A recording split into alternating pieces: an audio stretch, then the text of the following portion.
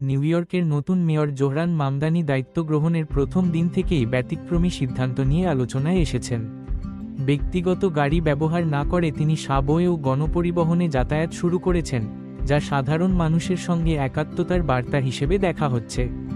দায়িত্ব গ্রহণের দিনেই তিনি শহরের বাসা ভাড়া বৃদ্ধির একটি প্রস্তাব স্থগিত করার ঘোষণা দেন।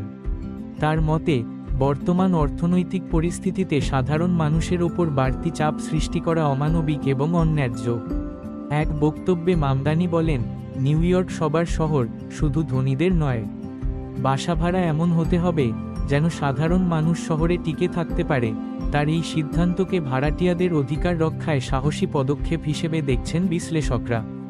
ভাড়াটিয়া সংগঠনগুলো সিদ্ধান্তকে স্বাগত জানালেও রিয়েল এস্টেট খাতের একাংশ এতে অসন্তোষ প্রকাশ করেছে। রাজনৈতিক পর্যবেক্ষকদের মতে, মেয়র মামদানির এই উদ্যোগ নিউ ইয়র্কের নগর রাজনীতিতে একটি নতুন দৃষ্টান্ত স্থাপন করতে পারে।